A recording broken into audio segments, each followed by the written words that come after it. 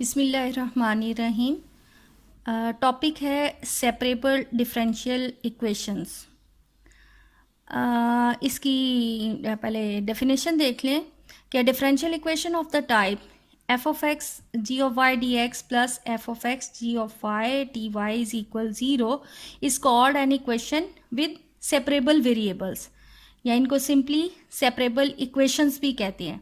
यहाँ पर ये f of x g of y, इसका मतलब है ये फंक्शन ऑफ एक्स है, ये फंक्शन ऑफ वाई है, इधर ये फंक्शन ऑफ एक्स है और ये फंक्शन ऑफ वाई है। तो सेपरेबल डिफरेंशियल इक्वेशंस वो वाली डिफरेंशियल इक्वेशंस जिसमें हम वेरिएबल्स को सेपरेट कर सकें, इजीली सेपरेट कर सकें। लाइक डी एक्स के साथ हम तमाम एक्स वाले वेरिएबल्स वाली फंक्शंस हम लिखेंगे और डी वाई के साथ तमाम वो फंक्शंस जो फंक्शन ऑफ वाई हों। ऐसी डिफरेंशियल इक्वेशंस को सेपरेबल डिफरेंशियल इक्वेशन कहते हैं। जिस तरह यहाँ पर सिंपली यानी इसको जो है एक्स वाले डी एक्स के साथ हमने तमाम एक्स वाले टर्म्स को लिख लिया है और इसी तरह डी वाई के साथ तमाम वाई वाली फंक्शंस को लिख लिया है।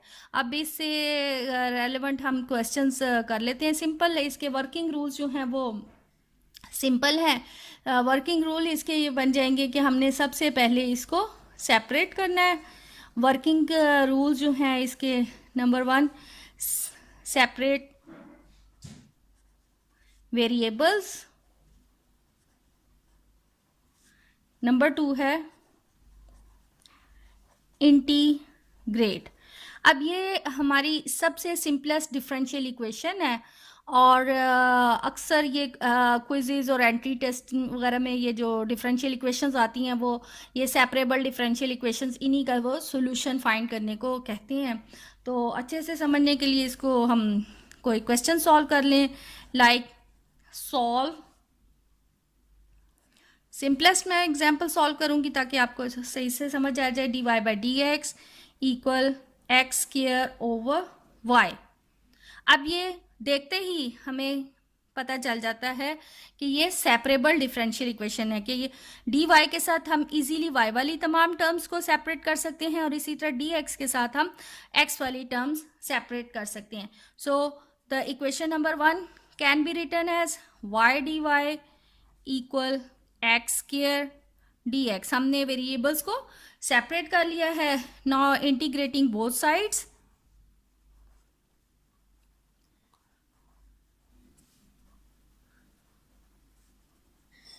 जब दोनों साइड्स को इंटीग्रेट करेंगे, अब इसको इंटीग्रेट करेंगे विद रिस्पेक्ट टू वाई, इसको हम इंटीग्रेट करेंगे विद रिस्पेक्ट टू एक्स।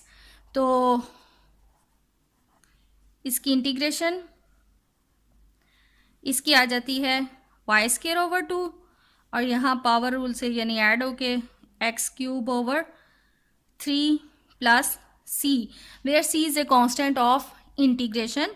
तो कांस्टेंट ऑफ इंटीग्रेशन जो है वो बहुत इंपॉर्टेंट भी है।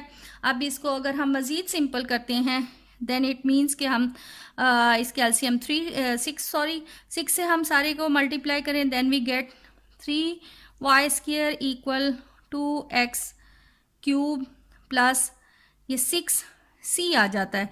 6c is already is a constant, arbitrary constant. तो यहाँ पर हम इस c को जो है वो ये जो 6c है उसे भी एक नए कांस्टेंट से रिप्लेस कर लेंगे। Let's say c dash, where 6c is equal c dash. तो ये हमारे पास जो है वो required solution of separable differential equation है। ये तो सिंपलेस्ट सेपरेबल डिफरेंशियल इक्वेशन थी। अब एक ऐसी एग्जांपल सॉल्व करते हैं जिसमें ट्रिग्नोमेट्रिक फंक्शंस भी इन्वॉल्व हों, या तो और इसके अलावा जो है एक इनिशियल वैल्यू प्रॉब्लम्स भी सॉल्व कर लेंगे। अब ये मैंने एक प्रॉब्लम ली है जिसमें ट्रिग्नोमेट्रिक फंक्शन भी इन्वॉल्व हैं और इसके साथ मैंने इनिशियल वैल्यूज़ भी ली हैं, तो ताकि उससे दोनों हमारे जो प्रॉब्लम्स हैं वो कवर हो जाए, यानी ट्रिग्नोमेट्रिक फंक्शन का भी सॉल्व करना आ जाए और इनिशियल वैल्यू प्रॉब्लम्स के साथ भी क्वेश्चन को सॉल्व करना आ जाए।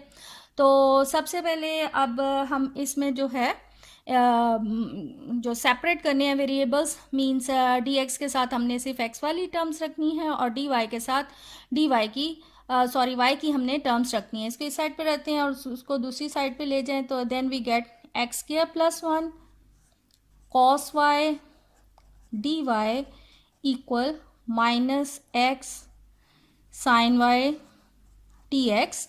तो यहाँ पर सिर्फ हम y वाली टर्म्स रखेंगे. So divided by sine y, here we get minus x over x square plus 1 dx. Our second step we have to integrate.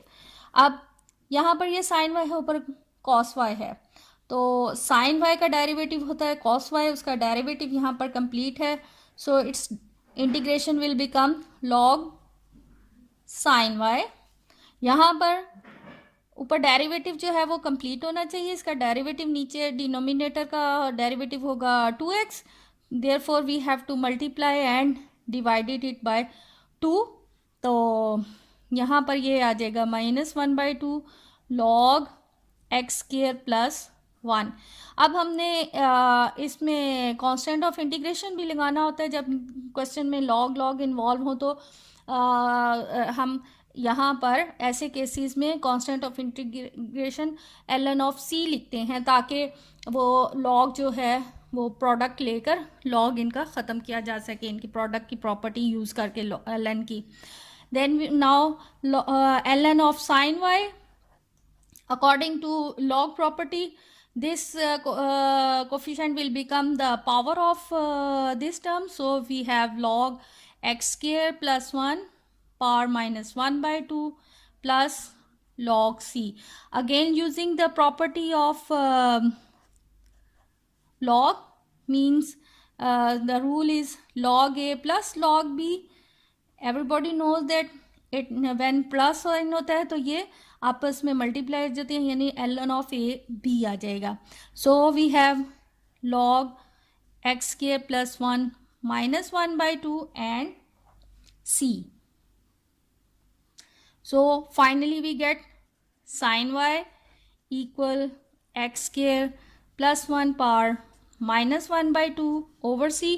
Minus की वजह से ये बटा में जाके इस साइड पे इसके साथ मल्टीप्लाई हो जाएगा. Finally we get x square plus 1 power 1/2 sin y is equal c. अब यहाँ पर ये जो इनिशियल वैल्यूज़ उन्होंने दी हुई हैं ये एक्चुअली हमने कांस्टेंट c फाइंड करनी है. यानी यहाँ पर है कि व्हेन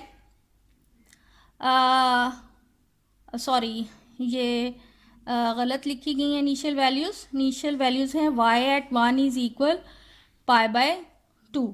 यानी जब हमारे पास x की वैल्यू 1 है तो y की वैल्यू जो है वो π/2 है.